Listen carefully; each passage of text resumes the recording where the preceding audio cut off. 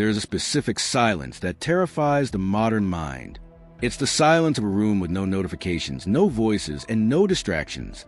For most people, this silence is a problem to be solved. They reach for their headphones. They turn on the television.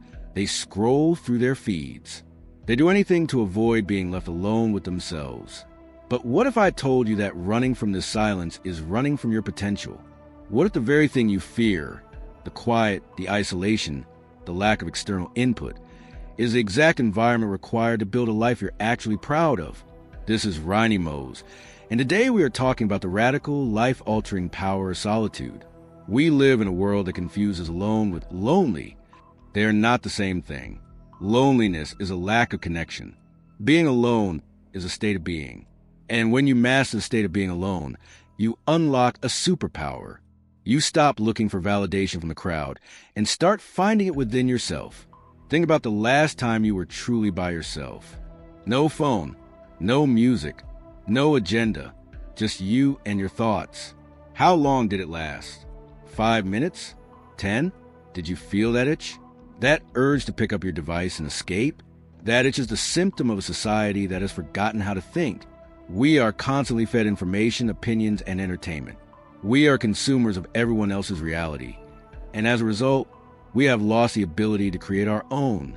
When you decide to be alone, truly alone, you starve the noise. You stop listening to the world telling you who you should be, and you finally get to hear the quiet whisper inside telling you who you actually are. Here is your first question for the comments. When was the last time you felt truly uncomfortable being alone? What did you do to escape that feeling? I want you to be honest with yourself and with this community. Drop your answer below. To understand the power of being alone, you have to understand the danger of the crowd. We are social creatures. Yes, but the crowd is rarely right. The crowd follows trends. The crowd lives in fear of missing out. The crowd is loud, but it is not wise. When you are constantly surrounded by people or constantly connected to them digitally, you absorb their anxieties, their habits, and their limitations. You begin to want what they want. You begin to fear what they fear. You lose the boundary between where you end and the world begins. Being alone is the only way to rebuild that boundary. It is the only way to detox from the opinions of others. Think about the greatest minds in history. The thinkers, the inventors, the artists, the philosophers. Did they do their best work in a crowded stadium? Did they have their breakthroughs while scrolling through comments? No, they spent countless hours in solitude, in labs, in nature, in quiet rooms. They had to sit with a problem, or an idea, long enough for it to reveal itself. They understood that you cannot pour gold into a cup that is already full of mud. You have to empty the cup. Solitude empties the cup. It clears the mental clutter, so you can see what you actually want, not just what you've been told to want. I want you to ask yourself, are my goals mine, or are they just a reflection of the people I surround myself with? If you took away the influence of your friends, your family, and social media, what would you actually desire? This is a clarity that solitude provides. It's not about being antisocial. It's about being so secure in yourself that you don't need the crowd to define you. So, how does this work practically? How does sitting in a room alone change your life? It changes your life because it forces you to build an internal operating system. When you are alone, there is no one to entertain you. There is no one to motivate you. There is no one to tell you that you are okay. You have to learn how to do that for yourself. This is where self-awareness is born. You start to notice the patterns of your mind. You notice when you feel anxious. You notice when you feel peaceful. You notice the stories you tell yourself. I'm not good enough. I can't do that. What will they think? In the silence, these voices become loud. And once you hear them, you can finally challenge them. Most people live their entire lives being bullied by thoughts they don't even know exist. Solitude brings those bullies out of shadows.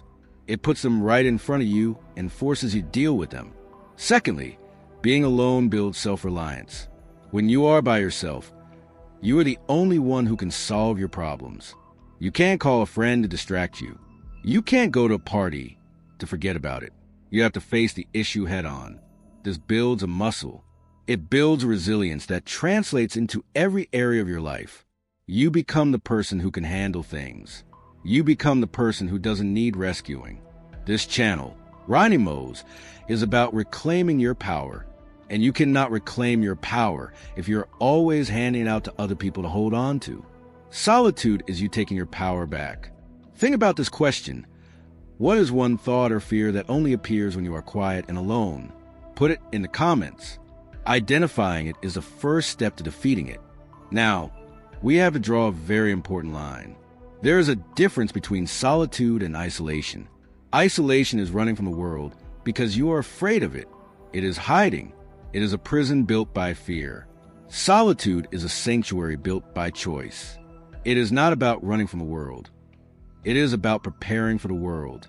You go into solitude to recharge, to reflect, and to strategize. Then, you return to the world stronger, more focused, and more present. If you are using being alone as an excuse to rot in bed, to avoid your responsibilities, to scroll endlessly through your phone in the dark, that is not solitude. That is stagnation. True solitude is active. It is walking alone in nature. It is journaling. It is reading a book without interruption. It is sitting on a bench and just watching the world go by, processing your day. It is working on a skill in a quiet room for hours on end. Look at the greatest athletes. Before they step onto the field, they visualize alone. Look at the greatest speakers. Before they step on stage, they center themselves alone. They understand that the quality of your presence in the world is determined by the quality of your time away from it. If you want to be someone who brings value to the table, you have to spend time building the table. You build it alone. When you consistently choose solitude, something shifts. You stop needing the approval of others to feel worthy. Right now, a lot of your energy is spent on managing how you are perceived. You dress a certain way. You speak a certain way. You post certain things to control the narrative. It is exhausting. It is a full-time job with no salary. But when you spend significant time alone, you realize that the only perception that matters is your own. You stop performing and you start living. Your identity begins to shift from who I am to others to who I am to myself. This is where confidence is born. Not the loud, arrogant kind of confidence, but the quiet, unshakable kind. The kind of confidence that doesn't need to explain itself. The kind of confidence that comes from knowing you have faced the darkness of your own mind and come out the other side. You also become more creative. Creativity is not a spark that happens in a crowded room. Creativity is a process of connecting dots that you have gathered in solitude. When you are constantly stimulated, you have no time to make connections. Your brain is just reacting. When you are quiet, your brain starts to weave together everything you have learned and experienced into new ideas. Some of the best decisions you will ever make will come from a period of silence. Some of the best ideas you will ever have will come when you are alone, bored, and your mind finally has the space to wander. So here's a challenge from reinyMots to you today. I want you to schedule time to be alone. Not for 10 minutes while you check your emails. Not for the time it takes to fall asleep. I want you to schedule a block of time, an hour, an afternoon, a weekend, where you are completely unreachable. No phone, no people, no agenda. I want you to see what comes up. I want you to sit in the discomfort. I want you to fight the urge to reach for a distraction. And I want you to listen. You might hear fear. You might hear regret. You might hear ambition you forgot you had. But you will hear you. And for the first time in a long time, you will be listening. The world is going to keep screaming for your attention. It's going to keep trying to pull you back into the noise. It needs you there. It needs you distracted. It needs you consuming. But you don't have to go. You can step off the treadmill.